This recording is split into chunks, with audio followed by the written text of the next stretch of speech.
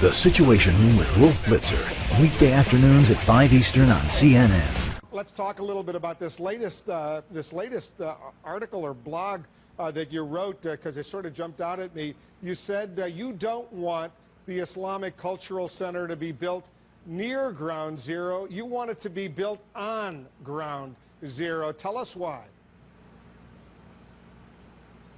Well, I'm just so offended by the bullying that's been taking place, picking on people who make up a very small percentage of our population and treating them as if they're not Americans. And they have every right to be in, near, around, at Ground Zero as anyone else. And I just got to thinking that, you know, the America that I believe in is an America that is generous of spirit, and not one that wants to attack people because of their religious faith. And I personally feel very bad that these 19 murderers of 9/11 who killed 3,000 people were able to hijack a religion, did something what they said was in the name of Islam, and have made life very difficult for everybody else who is a member of this faith.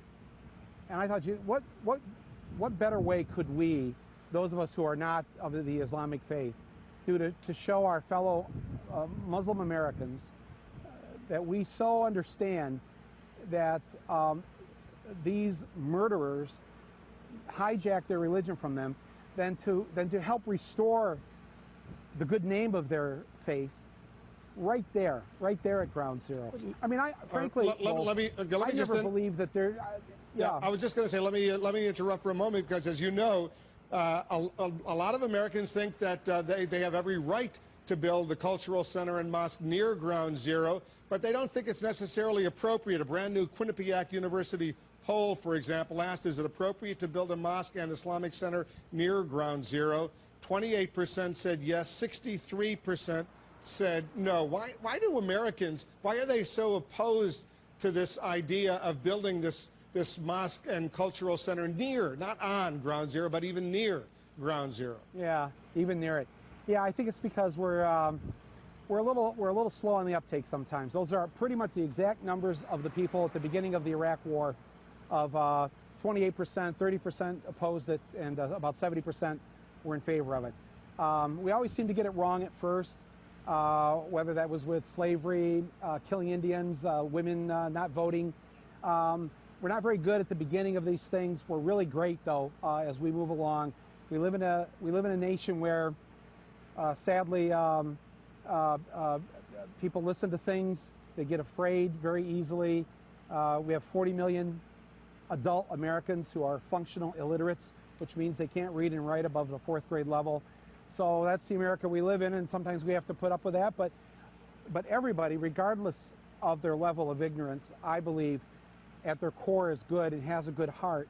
And if presented with the truth, and the truth is that Muslim Americans are Americans the same as every other American. And what do you say, Michael? What do you say, Michael, to a family member of someone who was killed at Ground Zero, who says, you know, I don't really think this is appropriate? Look in the camera and tell us what you would say to that family member. I would say that I completely understand how you feel. If a member of my family was murdered, I live in a nation where they would not allow me to sit on the jury. Yet common sense kind of says to me, well, who better to judge those who took my family member's life than the family itself to get retribution?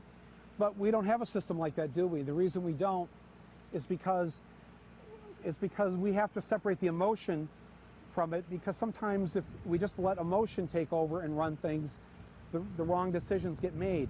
I went to Mass yesterday, Wolf. Do you think I'm a pedophile sympathizer?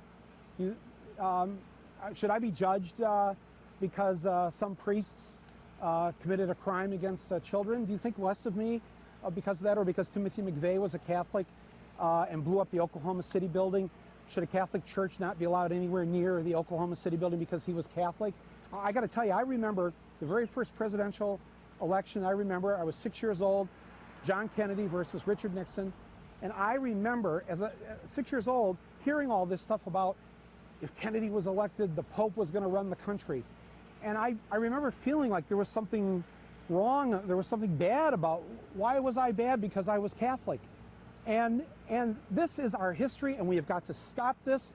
And those of us who are part of the majority have to always stand up for the minority when they're being bullied by people who are using this issue for their own political gain. What did you think of the way the president, the commanding general in Afghanistan, General Petraeus, the news media for that matter, handled the whole issue of that pastor in Florida who said he was going to burn a couple hundred copies of the Quran? Well, it's never good to have our general saying that we're afraid of anything. I mean, I got a whole other thing about that. We could do that, take another show on that. I just think when you're talking about burning the Quran, let me just point out again to my fellow Americans, 80% of whom don't have a passport, never leave the country, never see the rest of the world, don't know anything about what's going on. You know, I've had the good fortune to be able to get out of here and see a bit of this planet we live on. The Quran has 25 different mentions of Jesus in that holy book. 25. They consider Jesus a messenger of God. Why would you burn a book that beautifully mentions Jesus at least 24 times? I mean, how many Americans even know that? It really is just it just seems so crazy to me, and I'm fed up with it, and I just felt like I had to take a stand and say something about this. They're, you know, Arabs, Muslims of this, you know, they're 0.6% of our population. Whenever the angry mob turns on a small group, it's best to know that when they're done with that group, they're off to the next small group.